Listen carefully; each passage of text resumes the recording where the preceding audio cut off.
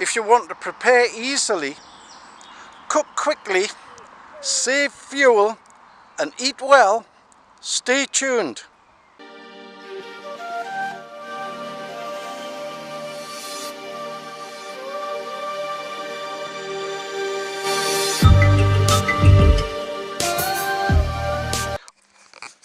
The military ought to be replenished on a regular basis with ration packs.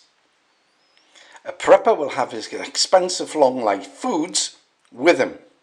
A bushcrafter will spend time foraging for food. A survivalist will have their cache hidden but locatable and ready to use.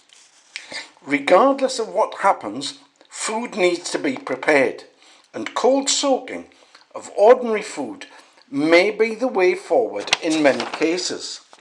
Cold soaking rehydrates dehydrated food, such as rice, couscous, pasta or oats. Once rehydrated, all one needs to do is to heat it. Time is used for rehydration, therefore cooking is faster and fuel use is less. I have seen a number of cold soaking presentations, but they've only cold soaked in small quantities. So before I try cold soaking with large quantities, I'll try with 2 or 3 different foods in small quantities, starting with porridge oats and water. The majority of videos on YouTube about cold soaking are about preparing cold food. But hot and warm food is much more important in a stress situation. At the very least, you use less calories digesting warm food than you do cold food. So I'm going to concentrate on cold soaking and hot cooking. The porridge oats have been soaking for a while. I'm going to try cooking them and see how fast they cook compared with my normal method.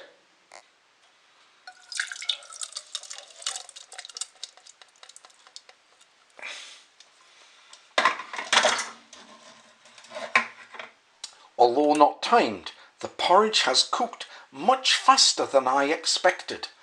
Cold soaking with hot cooking does speed things up, at least for porridge. The next test will be with pasta. I put in more or less the same amount as I did with porridge. I'll fill it with water, leave it overnight and see what happens. After soaking overnight, the pasta was found to be soft enough to eat, although tasteless. Nevertheless, it could be added to sauce and heated up very quickly, thus saving a lot of time and effort in the field.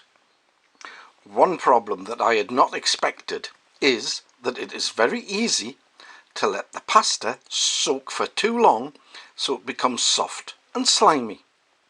So bear this in mind, test with the type of pasta you're going to use in the field to see how long it takes to get to the required consistency. I cold soaked the rice overnight, but in the morning it was still crunchy. It did, however, cook within about 6 minutes. It may be easier to use 5-minute rice in the field. However, 5-minute rice is much more expensive. So again, it's price versus convenience. The choice is yours. Cold soaking and hot cooking works. However, I decided not to try doing it with couscous and ramen noodles because the cooking time is so short, and soaking it would have a detrimental effect when it came to actually preparing and eating the food. I also decided not to continue the experiment using larger quantities. A peanut butter jar full of dehydrated food that's been reconstituted is enough to provide a substantial meal big enough for a prepper, bushcrafter, survivalist. Soak properly, cook quickly, save fuel, enjoy your meal. You know it makes sense, it'll serve you well when you're out there training. Thank you to everyone who watches, comments and hopefully subscribes.